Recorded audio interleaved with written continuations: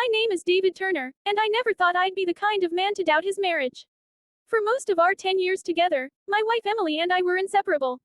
We shared everything: morning coffee, grocery runs, evening walks, inside jokes that made us laugh until our stomachs hurt. But somewhere along the way, life got louder, and we got quieter. Emily had started spending more time alone, lost in thought or behind a book, while I buried myself in work, convincing myself it was, for us. The distance crept in quietly. No arguments, no harsh words, just a soft silence that lingered between us. One night, as we sat at the dinner table eating in near silence, I finally said, "Em, are we okay?" She looked up, her fork halfway to her mouth, and sighed.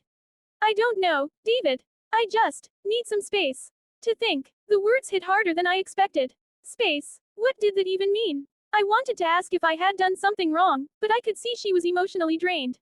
So I nodded, forcing a calm I didn't feel. "Okay, if space is what you need, I'll give it to you." For the first few days, it was torture.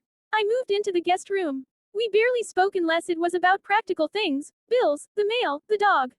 I kept replaying every moment that could have gone wrong: the missed anniversaries, the late nights at work, the times I chose my laptop over her.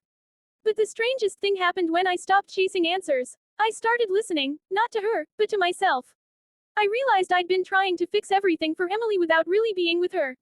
She hadn't needed a perfect husband. She just needed a present one. A week later, I decided to take some time off work. I didn't tell her. I started waking up early to make her favorite tea, left simple notes on the counter like, "Hope your day's gentle." I didn't expect anything in return. I just wanted her to feel safe again. One rainy afternoon, I found her sitting on the porch swing, staring at the gray sky. I hesitated, unsure if my presence would be welcome. Then she looked up, and for the first time in weeks, she smiled softly.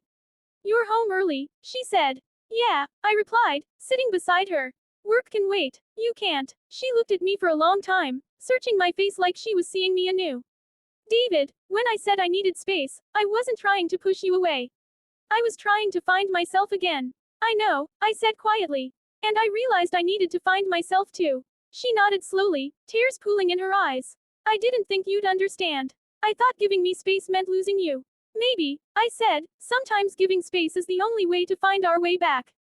Over the next few weeks, something shifted. Emily started opening up, not in grand gestures, but in little ways. She'd sit next to me during breakfast again. She started humming while cooking, something I hadn't heard in months.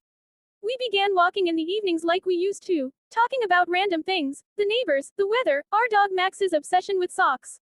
It wasn't a sudden miracle. Some nights, she still seemed distant. Some mornings, I still felt unsure. But we kept showing up. That became our quiet promise. Then one evening, out of nowhere, Emily handed me a letter. "Read it when you're ready," she said, and went to bed. I sat on the couch, heart pounding, and unfolded the paper. Her handwriting was neat but shaky. "David, when I asked for space, I wasn't sure what I wanted.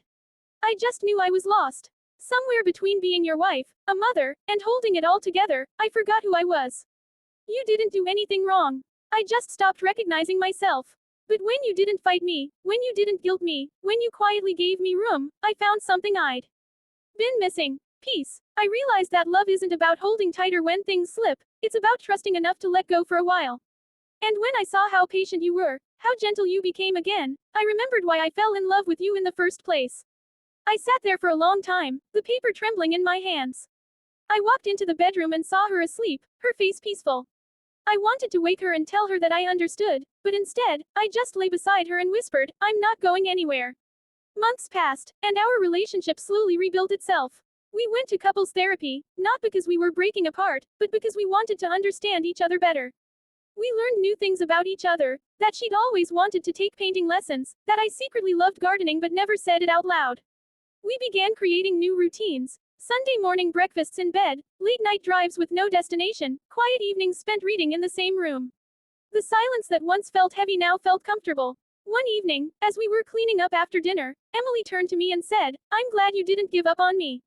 I smiled. "You didn't give up on us either." She nodded, then added something that stayed with me: "Sometimes love isn't about holding hands every day. It's about knowing that even when we let go, we'll still find each other again." That night, I realized something simple yet profound: giving space wasn't the end of love, it was an act of love itself. Today, when people ask how we survived that rough patch, I tell them the truth: love isn't about constant closeness. It's about respect, patience, and allowing each other to breathe. Emily and I still have our moments of silence, but they're no longer filled with fear or distance. They're filled with understanding, the kind that only comes from walking through a storm together and realizing you both chose to stay. So yes, giving my wife space was hard. It scared me, but her reaction, her willingness to come back stronger, to rediscover herself and us, reminded me that real love doesn't fade when tested. It deepens. Because sometimes, when you step back, you make room for both hearts to grow, separately, and then together again. And that's exactly what we did.